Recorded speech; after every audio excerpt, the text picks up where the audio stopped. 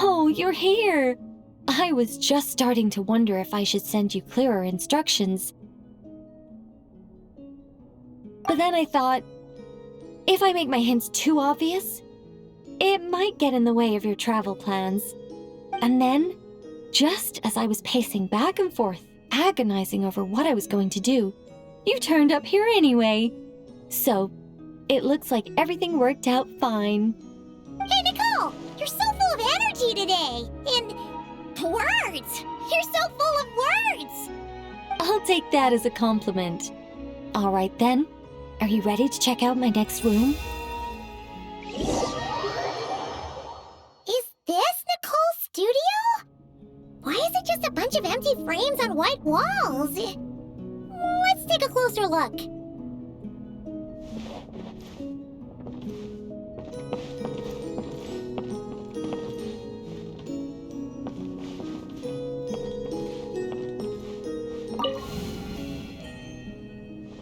What the? Paimon almost had a heart attack being sucked in by a painting like that. Wait a sec. This place looks familiar. Oh, it's the table where the mages hold their tea parties. It all started the first time Alice invited me for tea.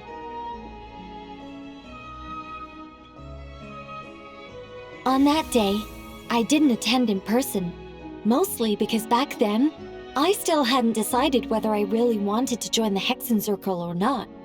Alice was the only one there who knew my true identity. She warned me not to say a word or let anyone else discover who I was. I was only supposed to observe. And then what happened? Well, then I concluded that she was punishing me for my hesitation to join. Everyone was talking about such interesting things. How could I not chime in? And of course, when you're in the middle of a conversation and someone throws out a question you know the answer to, how are you supposed to keep your mouth shut? Which brings us to the bet between Barbeloff and Alice, Rhindaughter's forbidden creations, Ivanovna's political machinations. It was like a series of exquisitely acted plays, distilled within the confines of a teacup.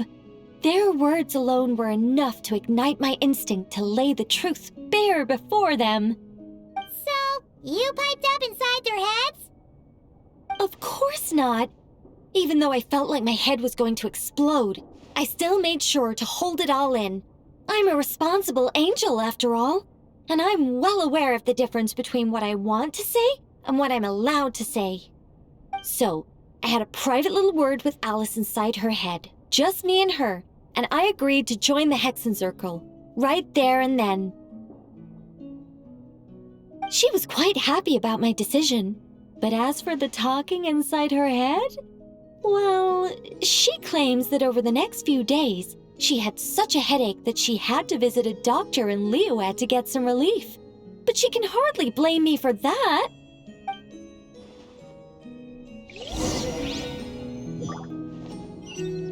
How about we go look at the other frames? Paimon's starting to feel like she needs some relief too.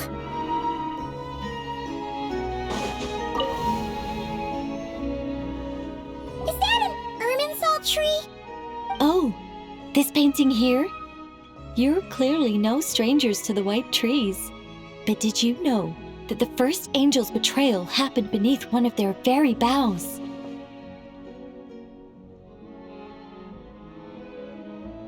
Huh. Paimon's curious now. Well then, I guess it's finally time for me to tell you a tale of romance and horror. Let me just think how best to protect the identity of those involved. All right, got it.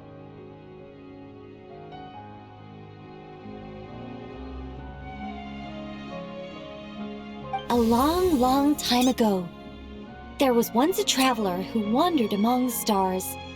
They were nothing like you, but that's not important right now. One day, he traveled to a silver tree to visit the princess of the morning star.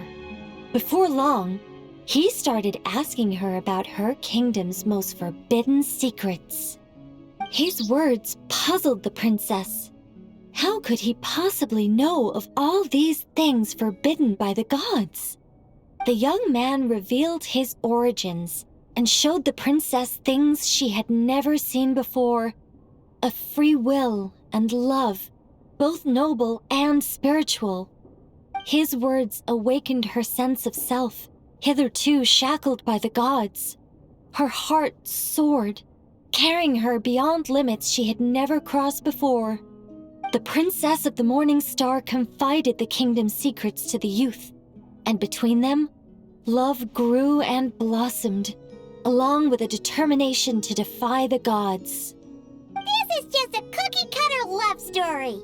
You said there'd be horror. Don't worry, Paimon. The horror's about to begin. They yearned to help the people live lives of unfettered freedom, but the gods could not forgive their betrayal. They sent down thunder and fury, destroying the lovers' home. And when the Great War subsided, the power and the wisdom of the princess were lost, never to return. Even her closest friends were cursed. Yeah. That ending was pretty scary after all. But didn't you say you were going to tell us about the first angel? And you're not saying this story's actually true, are you? It sure is. And that's the scariest part.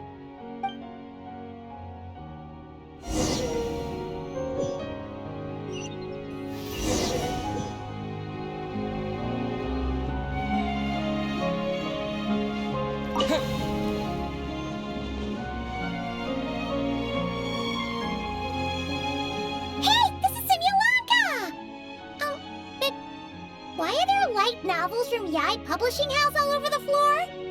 Well, on the subject of my literary enlightenment, my greatest inspiration of all is none other than Lady Anya herself. She was the last to join the Hexenzirkel, and yet the first to leave. I loved all of her stories, whether it was just an idea or a fully fleshed out manuscript. Anya was always so skilled at making her readers gasp with joy. Hexenzirkel discussions rarely stray far from magic, and it's my belief that Anya possessed a unique magic of her own. She could weave love and compassion into words and stories that would touch the hearts of others. I asked her for tips on how to write compelling tales. She taught me a lot of tricks and techniques, but in the end, my biggest enemy has always been myself.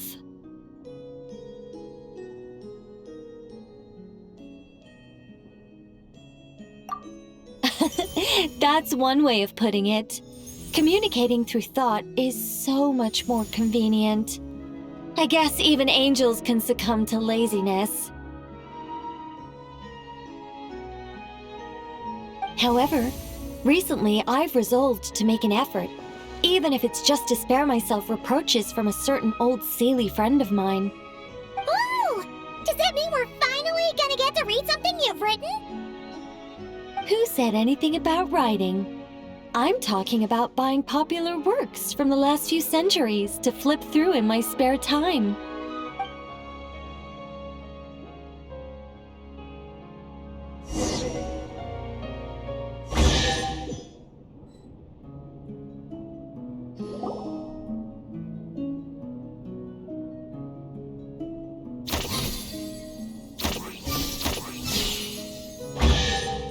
These paintings all remind me of places that hold great significance in my heart. And now, the studio has been fully restored. All right, go ahead and claim our reward. What? Don't look at me like that. Of course this reward is ours. You're not going to leave this chest unopened, are you? I can't let you leave if you do. Besides, after telling you so many stories, don't I deserve a reward of my own?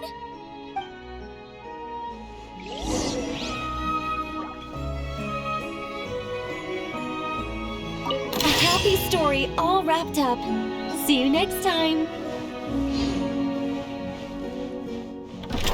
Come to think of it, this Mage's Lodge holds a special significance for me, too. A painting within a house within a painting, worlds within worlds. Fascinating, isn't it?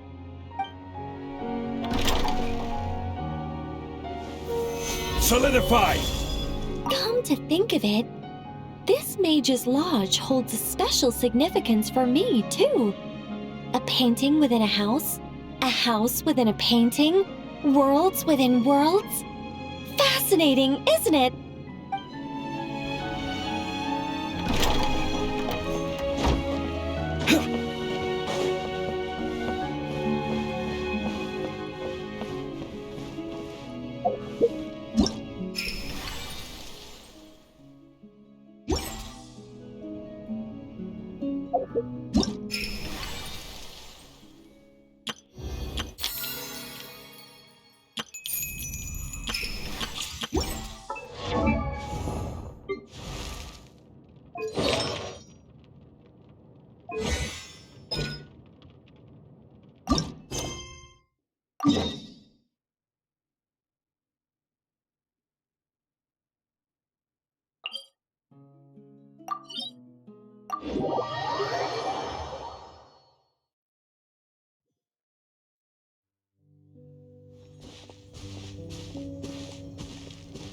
Leaving already? Hey! Barbie! Aren't you forgetting something? Like a whole bunch of stuff you were supposed to give me? Nonsense. Your arrival is more or less in line with Barbie's prophecy. Though, to be honest, I did think you'd be here a little later. Anyway, before we get down to business, it might be best if you two have something to eat? No, of course not. But my hearing happens to be quite sharp, and I heard Paimon's stomach rumbling a mile away.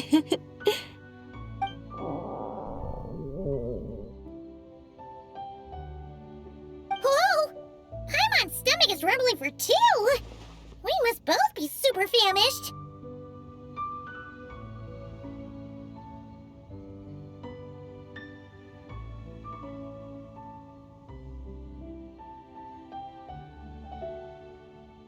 Don't you worry about that. I've got plenty of cookies and cake, and as you know, nothing bad ever happened to hungry travelers who accepted food from a witch.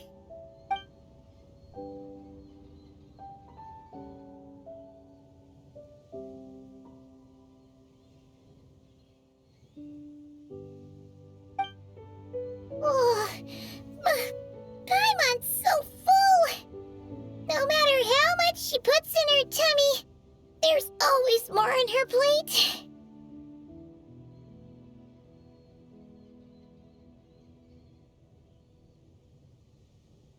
Is she the champion eater from Natlan's Collective of Plenty? Alice mentioned her to me once. Apparently, she's a fascinating young lady. I imagine if she were to attend one of our parties, we'd need to set out 3, maybe even 7 plates. Paimon really can't eat anymore. She's coming apart at the seams. Can we get down to business now? Oh, sorry. All right. I gather you're here to deliver my homework. The one that Barbie prophesized?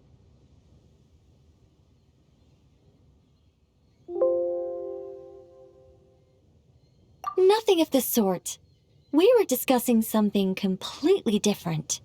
The moon's massive shift has knocked her hydromancy out of whack, so she needs to head back for a while to undergo a period of silent meditation. While she's away, I'll be taking over responsibility for everyone's homework. I also plan to help her add the next round of homework to the dictionary. Huh. You can just swap the person in charge like that? Not like I had much choice. Before Barbie and Alice even told me about it, they'd already inscribed my special homework in the dictionary. As much as I'd like to erase the whole thing and keep on casually observing the world, Alice is busy maintaining Teyvat's borders, and Barbie is off realigning her hydromancy. Octavia didn't bother to come back, and you can forget about Rhindaughter. The other mages all have their own affairs to attend to, so the duty of supervising this homework has fallen to me.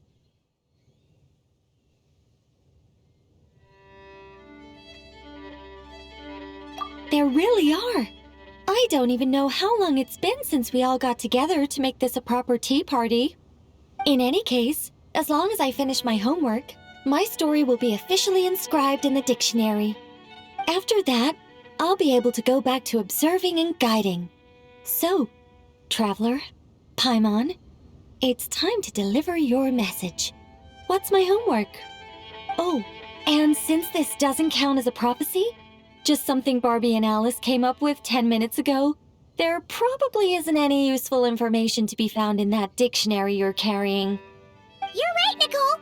We had to look before coming over, and there aren't any detailed instructions at all. There's only these 2 sentences.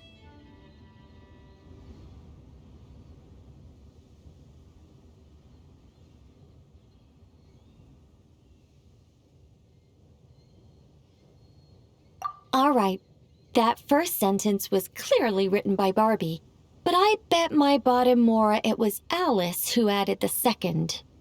Anyway, let's get cracking on this homework. Just let me think. Where should we begin?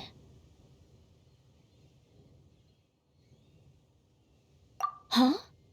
Oh, Barbie gave me a rundown of my tasks just now. Basically, I just need to go to a few homework locations, make sure everything's up to scratch, and conduct some field work. Wait a minute. Paimon thought she was giving you a prophecy. How does a rundown count as a prophecy?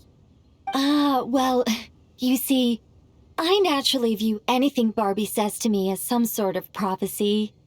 Besides, when Barbie wrote this homework of mine, all she actually did was flip straight to the final page of my story and tell me the ending in advance.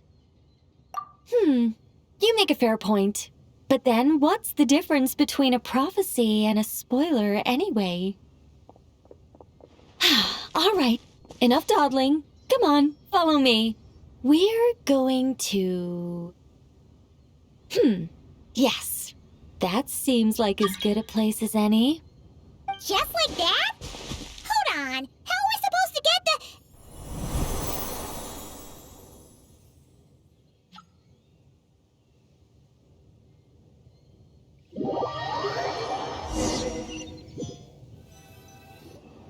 All right, we're here. This Sealy Court has some really great views, don't you think? See that spot over there? That's the starting point. Did I use it to get us here faster? You bet I did! These Sealy Courts are connected to the ley lines, and nobody really uses them. They're very handy when it comes to traveling about. Besides, the Sealy and I used to be angels, so we're old colleagues. I'm sure they won't mind me borrowing their homes every once in a while. We're early. In but a short while, a bard will come to sing odes of old and call back the 1,000 winds that wander the ages.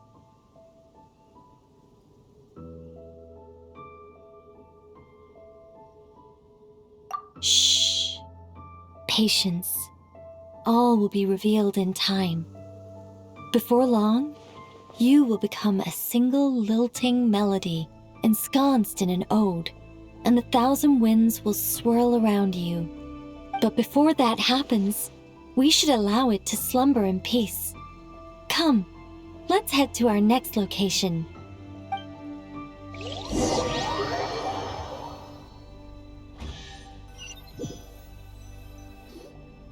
Is this Wolvendam? Doesn't seem like the best place for doing homework.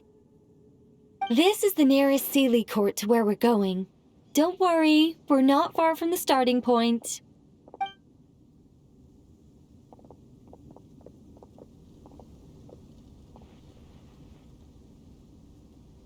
Whoa!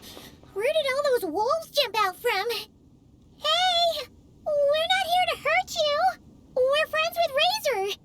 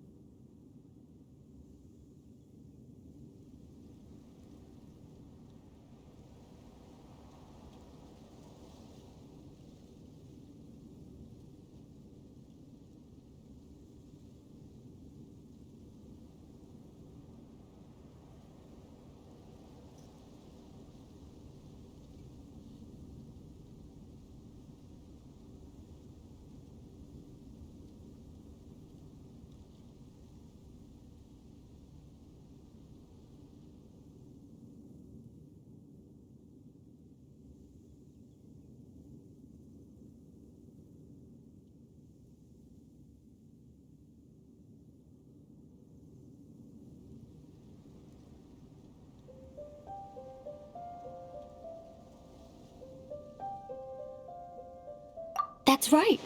That child already claimed victory in the battle he was destined to fight.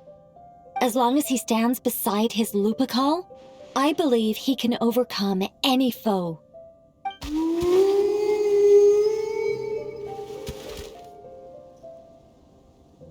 I'm sure his Lupical feels the same way too.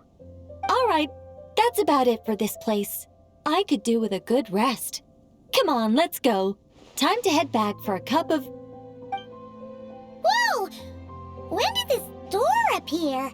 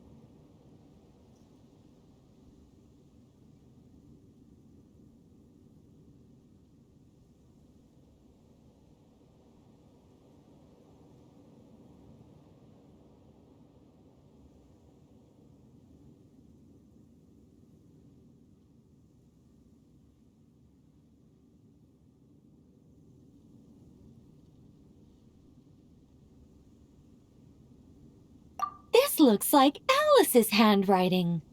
Let's take a look. Thanks for your help with the homework. Now hurry home and have a hot cup of tea. P.S. There is a surprise waiting behind this door. Hurry home? Wait a second. Why does this door look so familiar? There's no way it could lead to...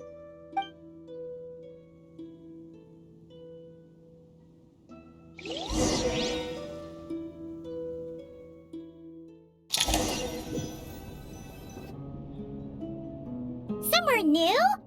Hey, isn't this...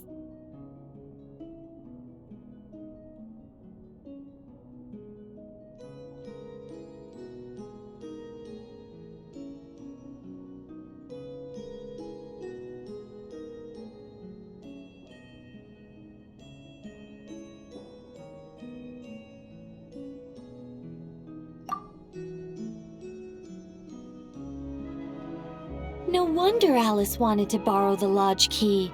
She said she wanted to set up a tea room, even though I told her I already had one.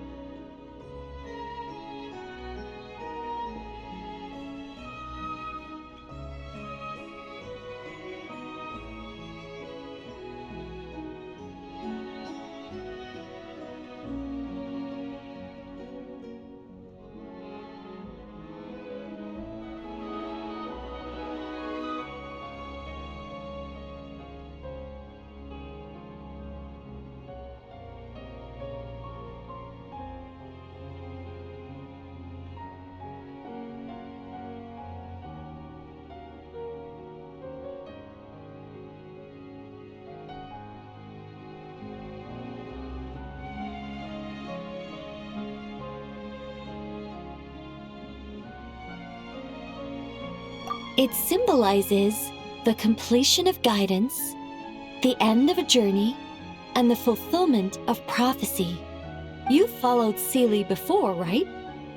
Only when a Seelie returns to its Seelie court does its guidance come to an end.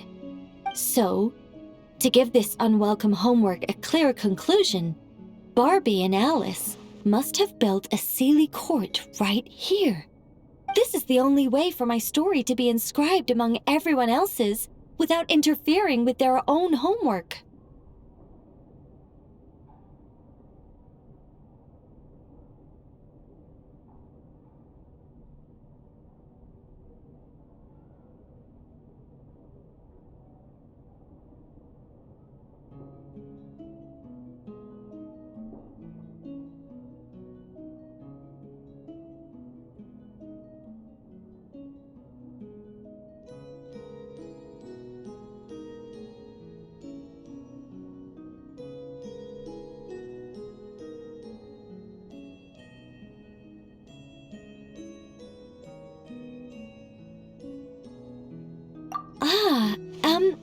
Well, we're not all that different. Once upon a time, we were all angels after all. But that doesn't really matter. What's important is what it symbolizes. It's like writing a novel. As long as the main outline is there, there'll always be a way to flesh out the details, so the pieces fall into place. As long as I take my seat, this homework of mine will be officially over. It's a nice touch, but it feels like the ending to a story written on the fly. If Anya were here, I'm sure she'd have come up with something more clever.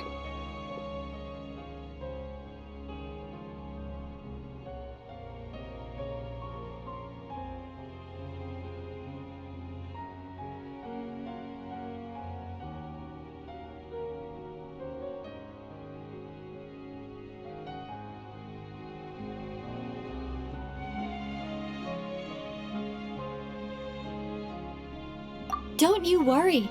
That's an essential element as well.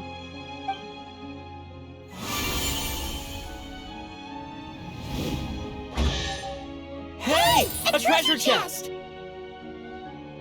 Now this homework's starting to make sense.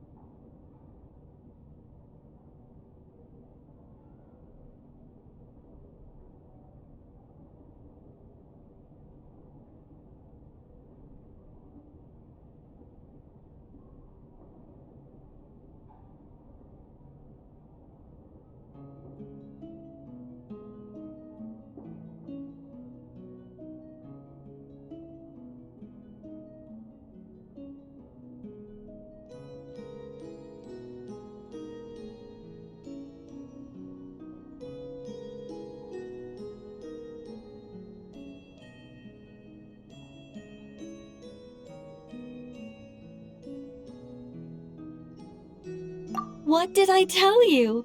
It seems like this has been a fruitful little excursion after all. And it seems my story has been formally inscribed in the dictionary, which means that today's homework ends here, and also that there'll be a formal tutor to provide guidance on all future assignments. Well, that depends on what assignments are assigned. Personally, I'd love nothing more than to bury chests for people to find by completing their homework. I'd leave clues and watch them enjoy a merry little treasure hunt.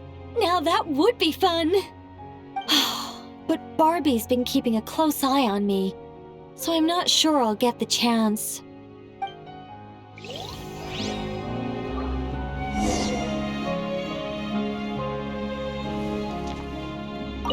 Anyway, my guidance doesn't end until you open that chest. For the sake of the dictionary, can you please see what's inside?